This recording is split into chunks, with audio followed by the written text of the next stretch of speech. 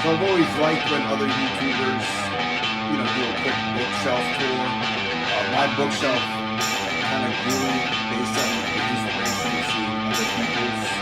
I think what I have at no other bookshelf. Welcome back to the Muscle Code YouTube channel. Today we have number 3 and number 2 on my ranking of top 5 fantasy novels. And I know some people are like, why don't you just do one book per review?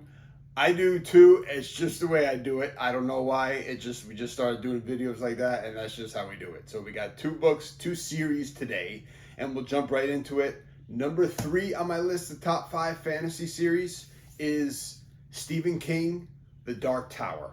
Now it's a 7-book series, and then another book came out. The Wind Through the Keyhole came out after the main seven completed, so there's technically 8. And I'm using this book because it has the same name as the series, so it's a series self-titled, like a self-titled album, I guess you can kind of say.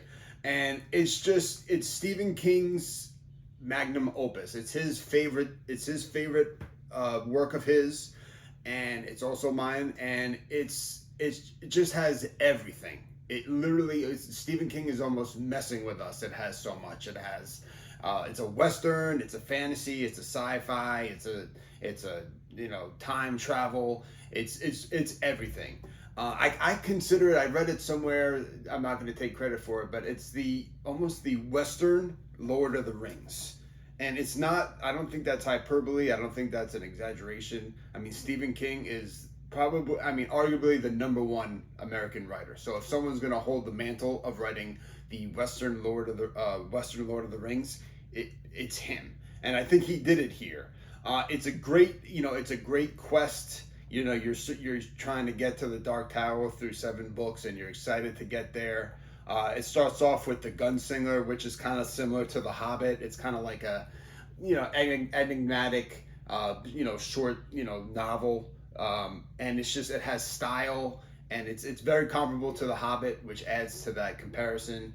And it just goes on from there. The Drawing of the Three, book 2, is what is my favorite book in the series.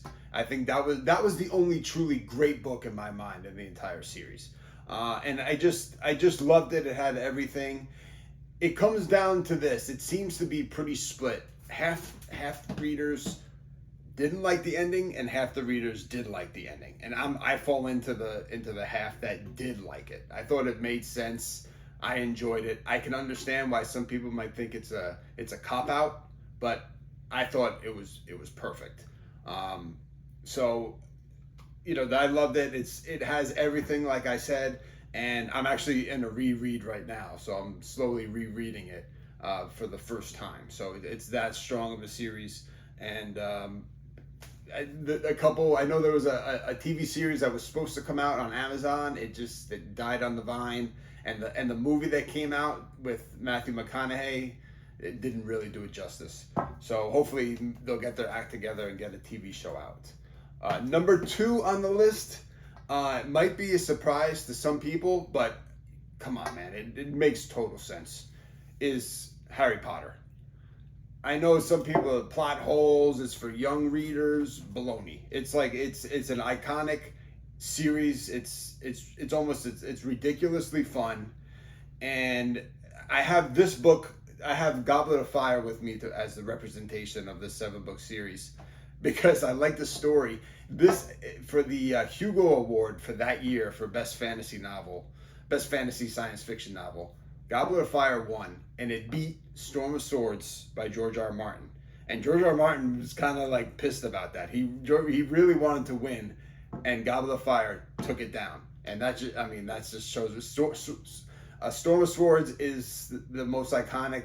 It's where the Red Wedding happened. It's the most iconic Game of Thrones book, and a Harry Potter book took it down. And it's the world. There's a couple things. Number one, it's the world building. I think everyone knows I like A Song of Ice and Fire. It's the only book that I can put on that level of the world building, the details. Everything makes sense. The layers and everything, how it flows. The only thing comparable to A Song of Ice and Fire in my mind that I've read so far, and I'm still searching for more that fit that criteria, is Harry Potter. And people think, oh, okay, it's for young adults. Okay.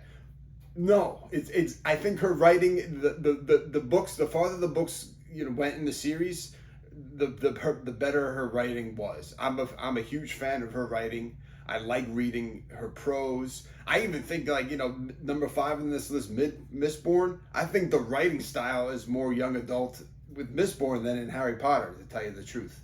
And I know there's plot holes and baloney. She finished the book, unlike George R. R. Martin. Under pressure, she finished it on time. She brought it together, and it's just a beautiful series. 150 years from now, people will still be reading it, and it just has some of my favorite parts I've ever read. The Patronus charm in book 3 was amazing, and come on, man, Snape's last words. You have your mother's eyes. Come on, man, that doesn't get better than that. So Harry Potter, number 2 on my list of top 5 fantasy series, and I mean, we're gonna go to number 1 next time, but as another commentary on why I like fantasy so much, it's just so fun, battling through 7 books and getting to the end and seeing the end and the quest. I played video games growing up. It's kind of like replaced video games. It's like when you get to the end of a 7-book series, it's like you beat it, and you enjoy like the epic conclusion, and it's just another notch in your belt, and it's just nothing signifies the quest like these two. So next time we'll get into the number 1. I don't think it's going to be much of a surprise, but I'll have some surprises along with it. So hope you'll be back. Thanks. So I've always liked when other YouTubers do a quick bookshelf tour. My bookshelf kind of grew based on the inspiration of seeing other people's. I think what